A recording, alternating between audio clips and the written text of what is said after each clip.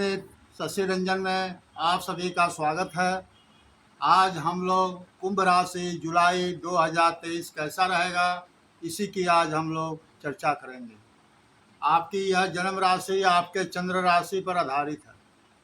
अगर आपकी राशि कुंभ है तो यह वीडियो बेहद ही खास और महत्वपूर्ण है आपके लिए। जुलाई के महीने में ग्रहों की स्थिति इस प्रकार है। शनि आपके लगन प्रथम भाव से गोचर कर रहे हैं। राहु और गुरु आपके तृतीय भाव से गोचर कर रहे हैं। सूर्य और बुध आपके पंचम भाव से गोचर कर रहे हैं। शुक्र आपके षष्ठम भाव से गोचर कर रहे हैं। मंगल आपके सप्तम भाव से गोचर कर रहे हैं और केतु आपके नवम भाव से गोचर कर रहे हैं। आप सबसे पहले आपके स्वास्थ्य की बात करें तो स्वास्थ्य प्रथम भाव लगन से देखा जाता है और प्रथम भाव के स्वामी शनिदेव खुद अपने मूल त्रिकोण राशि कुंभ राशि से गोचर कर रहे हैं और वक्री है,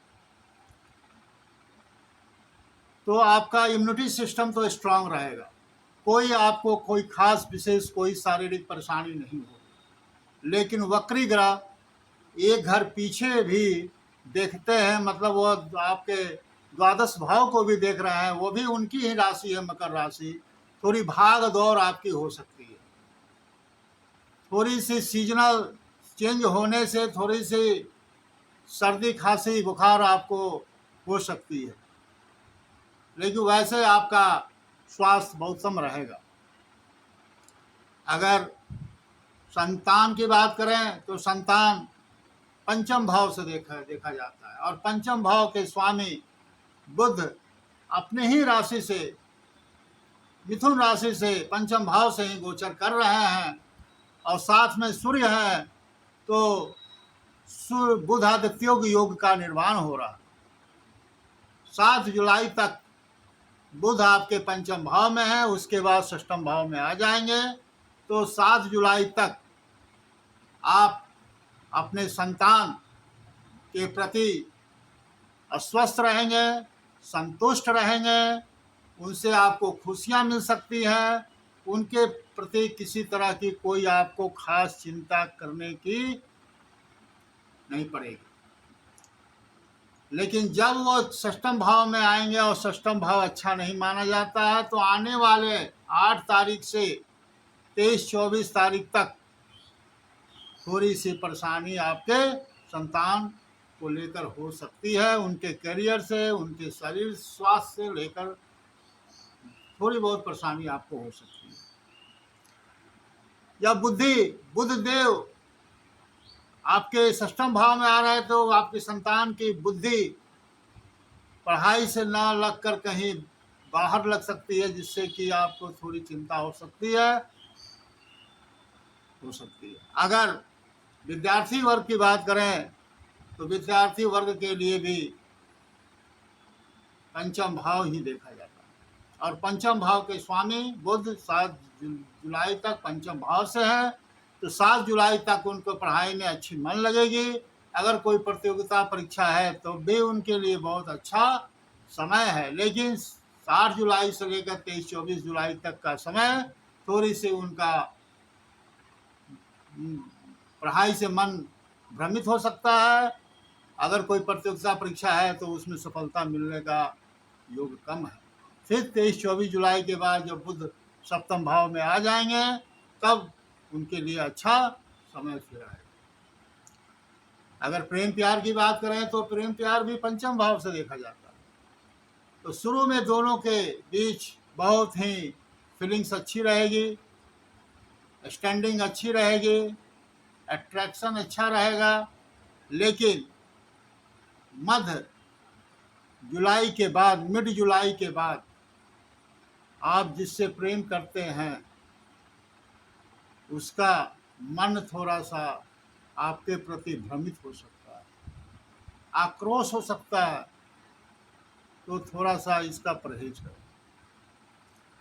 अगर वैवाहिक जीवन की बात करें तो वैवाहिक जीवन सप्तम भाव से देखा जाता है और सप्तम भाव के स्वामी सूर्य पंचम भाव से गोचर कर रहे हैं 17 जुलाई तक। तो 16-17 जुलाई तक का समय तो आपके लिए बहुत अच्छा है। वैवाहिक जीवन बहुत अच्छा रहेगी, दोनों के बीच सामंजस्य बहुत अच्छा रहेगा, एक दूसरे को समझेंगे, जो एक दूसरे के दुख दर्द भी समझेंगे। लेकिन 17 जुलाई के बाद जब सूर्य षष्ठम भाव में आएंगे, और षष्ठम भाव अच्छा नहीं माना जाता है, तो आपका लाइफ पार्टनर का मन आप थोड़ी सी आप क्रोधित हो सकता है, आपसे थोड़ा झगड़ सकते हैं, और थोड़ा उनके स्वास्थ्य का भी आप ख्याल, उनको एलर्जी हो सकती है, उनके ज्वाइंट पेन हो सकते हैं, क्योंकि शनि की भी 7वीं दृष्टि पड़ेगी, और थोड़ी सी उनके शारीरिक कमजोरी भी फील हो सकती है। अगर भाग्य की बात करें तो भाग्य 9वें भाव से देखा जाता है, और 9वें भाव के स्वामी शुक्र आपके 8 जुलाई तक षष्ठम भाव में है, और 8 जुलाई से आपके 9वें भाव सप्तम भाव में आ जाएंगे। तो 8 जुलाई से आपका भाग्य का पूरा साथ मिलेगा। 8 जुलाई से पहले भाग्य का साथ नहीं मिलेगा कि शुक्र षष्ठम भाव से गुजरे। 8 जुलाई के बाद जैसे शुक्र आएंगे सप्तम भाव में, तो भाग्य का पूरा साथ आपका मिलना शुरू हो जाएगा। अगर कैरियर और कर्म की बात करें तो वो 10वें भाव से देखा जाता है, और 10वें भाव के स्वामी मंगल पूरे महीने सप्तम भाव में गोचर कर रहे हैं, और उनकी चौथी दृष्टि भी आपके कैरियर भाव में पड़ रही है। तो जिस व्यक्ति की नौकरी नहीं लगी उसकी नौकरी लग सकती है, उसके कुछ करने की प्रेरणा आगे कि हम कुछ करें, कुछ आगे बढ़ें, मतलब कुछ नया काम करें, या जो काम कर रहे हैं उनको प्रगति होगी, उनका विकास होगा, जो व्यापार कर रहे हैं उनका धन का आगमन भी होगा। अगर लाभ, डिजायर, बड़े भाई बहन की बात करें तो वो एकादश भाव से देखा जाता है। एकादश भाव के स्वामी गुरु आपके तृतीय भाव से गोचर करते हैं, और तृतीय भाव से गोचर कर रहे हैं, राहु के साथ चंडाल दोष बना रहे हैं। लेकिन जुलाई के महीने में राहु बलहीन होते जा रहे हैं और गुरु बलशाली होते जा रहे हैं, और उनकी 9वीं दृष्टि आपके लाभ भाव पर पड़ रही है, तो लाभ तो होगा। उनकी दृष्टि अच्छी होती है गुरु की, लाभ होगी, कोई इच्छा है तो उसकी पूर्ति भी होगी, और बड़े भाई बहनों का भी आशीर्वाद आपको मिलेगा।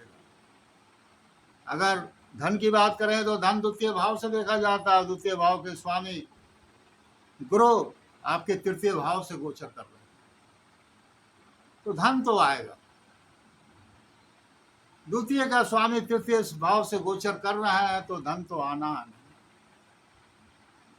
क्योंकि गुरु की 7वीं दृष्टि आपके भाग्य पर पड़ रही है, और मंगल की 8वीं दृष्टि आपके धन भाव पर पड़ रही है, तो आपके कर्म से धन आएगा, भाग्य से धन आएगा। और माता की बात करें तो माता चतुर्थ भाव से देखा जाता है। चतुर्थ भाव का स्वामी शुक्र आपके 8 जुलाई से सप्तम भाव में आ जाएंगे, केंद्र में आ जाएंगे, तो 8 जुलाई के बाद आपका माता का स्वास्थ्य अच्छा हो जाएगा, माता का सुख भी मिलेगा, माता का आशीर्वाद भी प्राप्त होगा। लेकिन 8 जुलाई से पहले थोड़ी बहुत परेशानी आपके माता के स्वास्थ्य को लेकर हो सकती है। भूमि वाहन की बात करें तो भूमि वाहन के लिए भी चतुर्थ भाव देखा जाता है, और 8 जुलाई के बाद आप भूमि वाहन अगर लेना चाहते हैं तो आप ले सकते हैं, क्योंकि इसके लिए उचित समय है। इस तरह जो भी थोड़ी बहुत कमी है, इसे निजात पाने के लिए आप शनि के बीज मंत्र का 108 बार संध्या काल में सूर्यास्त के बाद आप जाप करें, क्योंकि आप पर शनि की 7.5 भी चल रही है, मध्य में चल रही है। आप शारीरिक, मानसिक, आर्थिक रूप से थोड़ी परेशान होंगे, वो 7.5 के कारण, क्योंकि 7.5 पिछले 30 सालों का कर्म का आपका न्याय करते हैं। जो जैसा पिछले 30 साल काम किया है उसी के अनुसार वो फल देते हैं। तो किसी को कम, किसी को ज़्यादा, किसी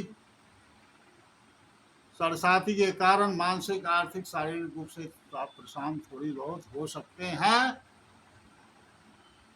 इसलिए शनि के संध्या काल में 108 बार शनि के बीज मंत्र का जाप करें। हर शनिवार को पीपल में वृक्ष पर जल दें और शाम को शनिदेव के मंदिर में दिया जलाएं। और गणेश जी की पूजा करें, माता रानी की डेली पूजा करें, तो जो भी थोड़ी बहुत परेशानी है उससे आपको कमी देखने को मिलेगी।